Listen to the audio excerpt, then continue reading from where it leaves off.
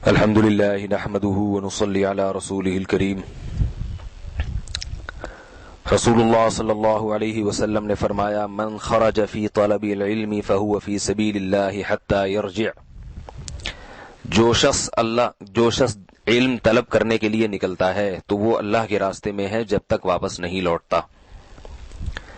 علماء کا اس بات پر اجماع ہے کہ یہاں علم سے علم دین مراد ہے، دینی مسائل کا علم، دینی فضائل کا علم۔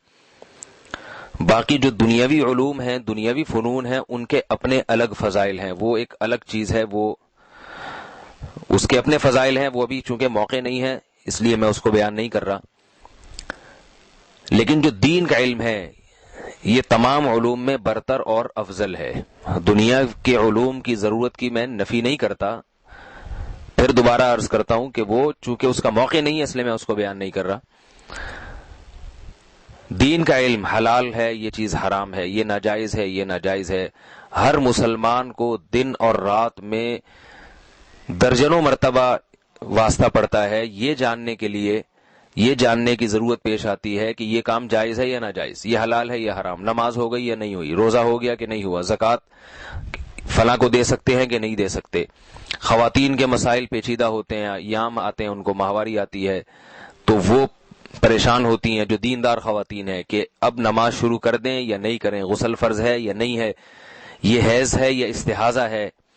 تو یہ سارے مسائل صحابیات تابعیات پوچھا کرتی تھیں ان سے جو ان سے زیادہ جانتی تھیں۔ صحابہ کرام تو بہت سے ایسے مسائل بھی پوچھتے تھے جو بظاہر حیا کے خلاف ہیں، چونکہ صحابہ نے پوچھے بھی ہیں اور بتائے بھی ہیں، اس لیے مجھے بھی بتانے میں کوئی حیا انشاءاللہ محسوس نہیں ہوگی جب صحابہ کرام نے ان کو آگے نقل کیا۔ تو میں مثال کے طور پر ایک مسئلہ عرض کرتا ہوں۔ بعض صحابہ کو یہ مسئلہ معلوم نہیں تھا کہ بعض کا خیال یہ تھا کہ جس برتن میں مرد غسل کرے فرض غسل، تو کیا اس بچے ہوئے پانی میں نہیں، جس پانی میں عورت غسل کرے، یعنی اسے بالٹی سے آپ کسی خاتون نے غسل کیا، فرض غسل ہے، تو جو پانی بچ جائے کیا اس پانی میں شوہر غسل کر سکتا ہے جنابت کا یا نہیں کر سکتا؟ تو صحابہ کرام نے یہ مسئلہ بھی حضرت عائشہ رضی اللہ تعالی عنہا سے پوچھا ہے۔ تو امی عائشہ نے جواب دیا پردے کے پیچھے سے کہ رسول اللہ صلی اللہ علیہ وسلم اور میں کنت اغتسل انا ورسول اللہ صلی اللہ علیہ وسلم من مرکن واحد او قال فی مرکن واحد، کہ میں اور آپ صلی اللہ علیہ وسلم ایک برتن میں غسل کرتے تھے، یعنی جنابت کا غسل ایک ہی برتن تھا جس میں پانی تھا، اس سے ہم اپنے اوپر ڈال کے غسل کرتے تھے۔ تو صحیح بخاری کی حدیث ہے۔ اس میں امی عائشہ رضی اللہ تعالی عنہا نے یہاں یہ بتایا مسئلہ کہ نہیں بھائی، جس برتن میں عورت کا ہاتھ ڈل گیا اور اس نے غسل کر لیا تو اس برتن میں جب محمد صلی اللہ علیہ وسلم کا غسل ہو جاتا ہے تو کسی اور کا غسل کیوں نہیں ہوگا؟ تو یہاں ایک مسئلہ بھی بتا دیا اور یہ بھی بتا دیا کہ شریعت کے مسائل میں حیا نہیں ہے۔ اسی طرح ایک اور مسئلہ ہے، بعض صحابہ کو یہ مسئلہ معلوم نہیں تھا کہ اگر مرد اپنی زوجہ سے ہم بستری کرتا ہے اور انٹرکورس ہو جاتا ہے، دخول ہو جاتا ہے، مگر مرد ڈسچارج نہیں ہوتا، تو کیا ایسی صورت میں مرد پہ غسل اور عورت پہ غسل فرض ہوگا یا نہیں ہوگا؟ ابھی ایک مسئلہ ہے، بہت سے شادی شدہ مرد اور عورت کو یہ درپیش آتا ہے کہ بھئی اب نماز غسل کے بغیر ہوگی یا نہیں ہوگی۔ تو صحابہ کرام نے یہ مسئلہ پوچھنے میں حیا نہیں کی۔ ایک صحابی امی عائشہ رضی اللہ تعالی عنہا کے گھر پر تشریف لائے سفر کر کے اور پوچھا کہ اے میری ماں، اے والدہ، میں آپ سے ایک مسئلہ پوچھنا چاہتا ہوں مگر مجھے حیا آتی ہے۔ تو حضرت عائشہ نے فرمایا لا تستحیی فانما انا امک، مجھ سے حیا نہ کرو اس لیے کہ میں تمہاری ماں ہوں، پوچھو۔ پھر انہوں نے پوچھا کہ ایک مرد اپنی زوجہ سے ہم بستری کرتا ہے مگر ڈسچارج نہیں ہوتا، یعنی انٹرکورس ہو جاتا ہے، دخول ہو جاتا ہے مگر ڈسچارج نہیں ہوتا، وہ فارغ نہیں ہوتا، تو کیا اس پہ غسل فرض ہے؟ تو امی عائشہ نے فرمایا فعلتہ انا ورسول اللہ صلی اللہ علیہ وسلم فلم نغتسل، نبی صلی اللہ علیہ وسلم اور میرے ساتھ ایسے ہوا مگر ہم نے غسل نہیں کیا۔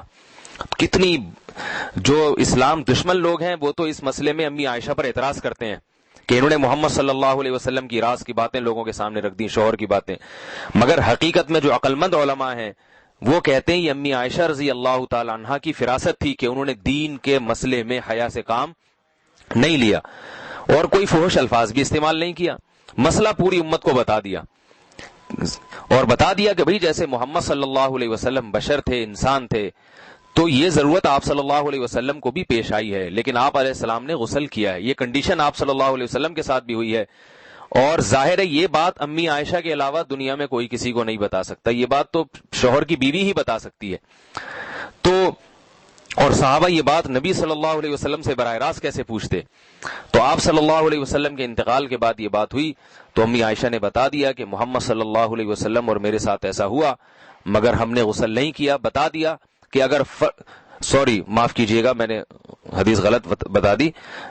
فلم نغتسل نہیں، فاغتسلنا، ہم نے غسل کیا، ہم نے غسل کیا. تو بتا دیا امی عائشہ رضی اللہ تعالی عنہ نے کہ غسل فرض ہے، اگر غسل فرض نہ ہوتا تو غسل نہ کرتے. تو کتنا بڑا مسئلہ امت کے سامنے آ گیا کہ بھئی اگر اس طرح سے ہو تو غسل فرض ہوگا اور اس میں معافی نہیں ہے. تو یہاں میں یہ اصل مقصد، یہاں غسل کے مسائل بتانا مقصد نہیں ہے. اصل مقصد یہ بتانا ہے کہ علم کی بات پوچھنے میں، مسئلہ پوچھنے میں حیا سے کام نہیں لینا چاہیے. جہالت سے جو انسان کو ذلت ہوتی ہے نا، قیامت کے دن جو شرمندگی ہوگی، وہ شرمندگی اس شرمندگی سے زیادہ ہوگی جو دنیا میں ہم کسی سے مسئلہ پوچھتے ہوئے حیا کر لیتے ہیں. البتہ خواتین کو چاہیے کہ اپنے مخصوص مسائل کوئی عالمہ عورت اگر ہے تو اس سے پوچھیں، بہتر یہی ہے. اور اگر نہیں ہے بتانے والی کوئی خاتون، یا خاتون پر اعتماد نہیں ہے، تو کسی مستند عالم دین سے پوچھنے میں حیا نہیں کرنی چاہیے. اس کے علاوہ دوسرے مسائل بھی ہیں. زکوٰۃ کے، مرد کو بھی حیا نہیں کرنی چاہیے پوچھنے میں. زکوٰۃ کے مسائل ہیں، روزے کے مسائل ہیں، یہ بھی ہیں. تو بہت سے لوگ پوچھتے نہیں ہیں علماء سے، اور بہت سے کہتے ہیں علماء سے پوچھو تو ٹائم نہیں ہوتا. تو بھائی ڈاکٹروں کے پاس بھی ٹائم نہیں ہوتا، مگر پھر بھی علاج تو کروایا جاتا ہے ان سے، لائن لگا کے بیٹھ جاتے ہیں. اب جب ہمارا نمبر آئے گا پھر جائیں گے. میں ایسے ڈاکٹروں کو جانتا ہوں کہ آپ جائیں، آپ کو ٹوکن دیتے ہیں وہ، اور آپ کا نمبر آئے گا رات، آپ دن میں 3 بجے گئے ہیں اور تو رات کو نمبر آئے گا 12 بجے. تو وہاں تو کوئی بھی یہ نہیں کہتا کہ چونکہ ڈاکٹر صاحب کے پاس ٹائم نہیں ہے لہذا ہم دوائی نہیں لیں گے، گھر جا کے سو جائیں گے. تو اپنے جسم کی علاج کی فکر ہے تو روحانی علاج کی فکر کیوں نہیں ہے؟ علماء کے پاس ٹائم نہیں ہے، آپ دوبارہ کال کریں، دوبارہ رابطہ کریں، آپ ان کے پیچھے پڑ جائیں تو علماء بتائیں گے. علماء پہ بتانا فرض ہے. حدیث میں آتا ہے رسول اللہ صلی اللہ علیہ وسلم نے فرمایا، من سئل عن علم فکتمہ الجم یوم القیامۃ بلجام من نار، کہ جس شخص سے علم کی بات پوچھی گئی اور اس نے چھپا دی، نہیں بتائی، تو قیامت کے دن اللہ اسے آگ کی لگام دیں گے. تو عالم کے لیے بڑی وعید ہے اس میں کہ آپ سے ایک بات پوچھی جا رہی ہے ضرورت کی اور آپ جواب نہیں دے رہے، تو آگ کی لگام اللہ منہ میں ڈالیں گے کہ یہ زبان جو میں نے دی تھی حق کو بیان کرنے کے لیے دی تھی. تو یہ جو علماء کہتے ہیں نا نہیں بتاتے، وجہ اس کی ہے کہ ہر چیز کی ایک مینجمنٹ ہوتی ہے، ٹائم ہوتا ہے، اس کو مینج کرنا پڑتا ہے، ٹائمنگ ہوتی ہے. تو اس وقت نہیں بتائیں گے تو کسی اور وقت بتا دیں گے.